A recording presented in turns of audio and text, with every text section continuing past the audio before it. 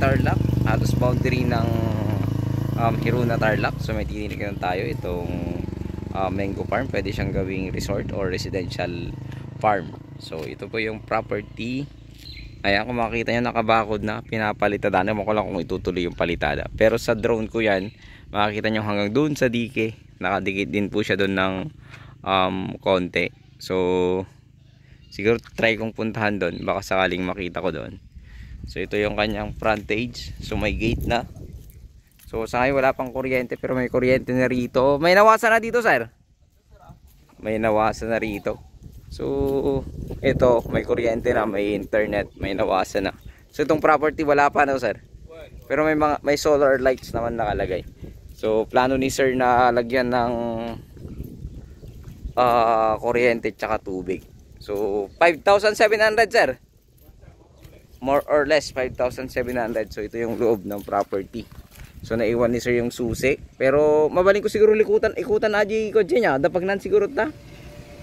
Tigid. Kitak lang aji likod na, sir. Tanda makita da J shape na aji likod.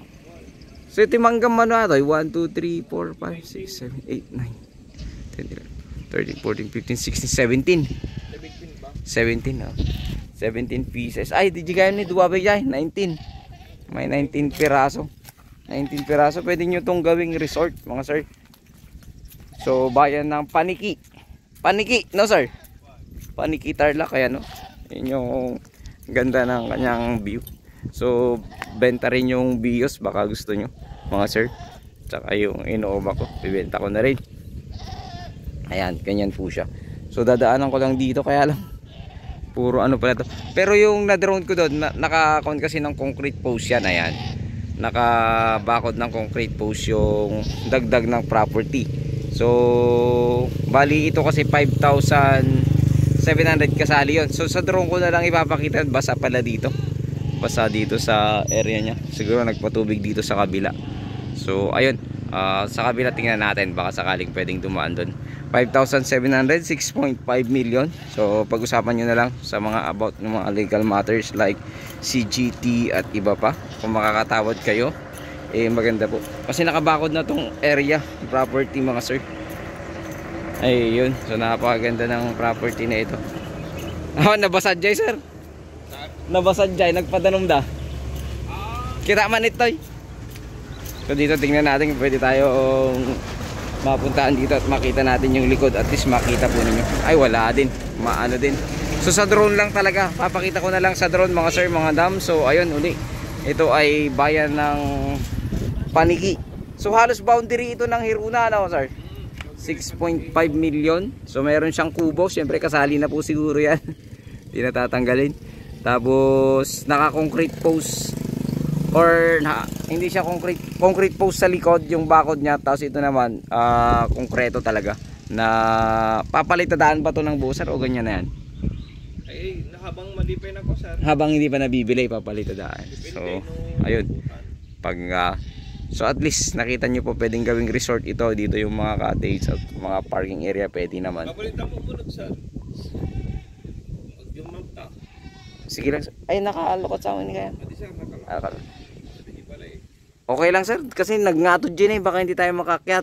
Pwede nakalokot din dyan. Ay sige sir, sige, puntahan lang namin yung loob. Ayan, ito yung loob. Pumasok na rin tayo. Ito yung daan papasok sa area. Pwede rin yung gawing itong ano, kung gusto nyo lang ng residential farm lot, pwede rin ito. So ilang minutes sa bayan ito ng Hirona, sir? Nasa 15 to 20. 15 to 20. Tapos sa Paniki, Same lang. same lang. So at least sa ano to mas malapit, no, yung exit. Oh, sir. Hindi. Ano bang mas malapit dito? Ramos. Paniki. Exit. Mas malapit yun. Hindi, parehas ba lang, sir? Pares lang. Pura, Hirona, exit. Mga kung siguro yan, nasa 20 minutes more or less, no? May alaga ka palang baka dito, sir. Ito, maluwang pa pala dito. May deep well pala, no? Sa loob. Deep well, ayan. Tapos niyan, maluwang. Luwang itong property. Sir, lawa. Ayan, luwang. Pwede talagang pwedeng gawing resort to, no? Budget. Resort ang plano ni sir, kaya lang yung syempre kapwa natin Baincel si sir, laging nagpapaikot ng pera ito, kaya pero mas maraming pera si sir, big time na Baincel yan. Tayo ano lang, low budget para makabenta tayo ng mas maraming property at kahit 3 unit pwede na yun sir, paikot-ikot. Si sir matagal na siguro sa larangan ng Baincel. Matagal na kayo sir?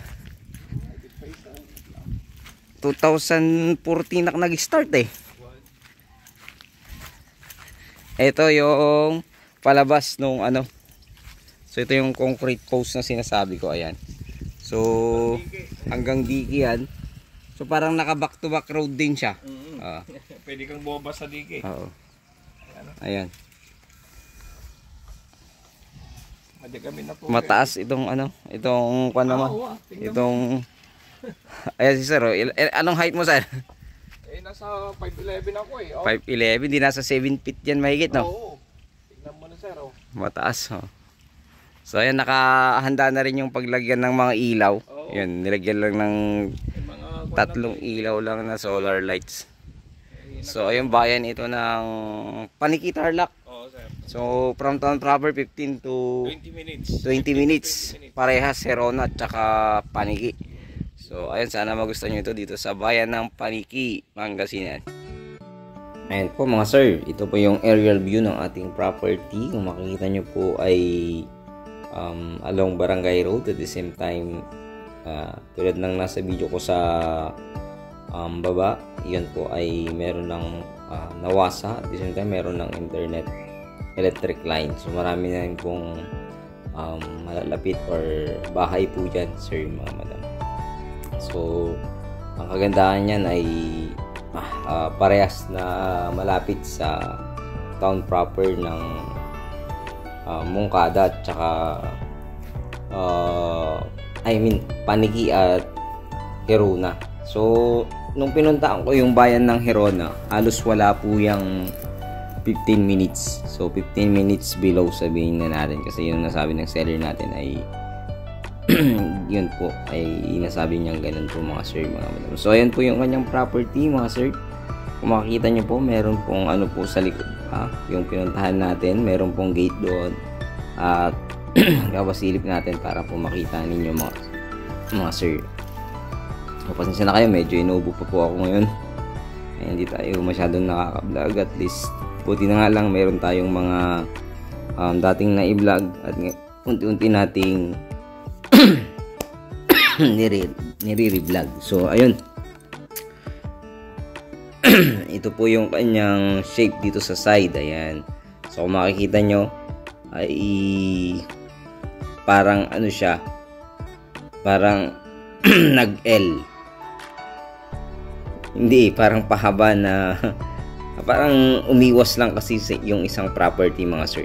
Ito po siya, yan yung may merong ayan po, yan po yung merong bakod na concrete post, ayan. Pasensya na kayo sa medyo hinaano yung ubo ko mga sir.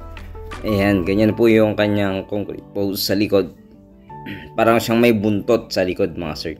So pero maluwang po yan sa personal, pwede tulad ng sabi niya, pwedeng gawin niyang resort mga sir. So ayan, nagganyan po siya. Sa may diki po yan, sabi. Pero hindi ko po napuntahan yan yung diki. So mamarkahan ko po, ganyan po yung kanyang ganyan po yung kanyang shape mga sir. And ang kagandahan yan ay ano po yan, kumbaga parang pwede mong gawin din yung swimming pool sa likod, kung pwedeng gawing resort, or gusto mong farm lot, pwede rin po, or pag-alagaan ng kambing, baka, pwede rin po, mga manok, pato. Kung makita nyo po, napakarami na pong bahay dyan dun sa part sa harap mga sir. Ayan, so flood free area naman po yan, at wala pong baha sa lugar na yan ng Paniki Tarlac mga sir. So ayun po, sana magustuhan nyo po yung property na ito dito sa bayan ng paniki, tarlac. Sukat dito 5,700 more or less kasi nasama na yung dating, kasi yan dating may right of way sana yung nasa likod, pero nabili naman niya parehas kaya binakuran niya na rin niya yung road right of way, pero kasali naman po yun sa property kaya wala pong problema yun mga sir, mga madam. Wala naman po siyang kasama sa right of way kasi nabili niya parehas yung kailangan bigyan ng right of way yung nasa likod. Yun po yung nabili niya, at nabili niya dito sa harap mga sir. So ayun, sana magustuhan niyo po ito dito sa bayan ng Paniki, Tarlac. 6.5 million at yung tawad po ay personal na rin natin tawanan si seller. Direct po tayo sa seller, wala pong problema mga sir dahil true pa natin to sa buy and sell ng sasakyan. So ayun, muli maraming salamat. Ibang lingkod din Joel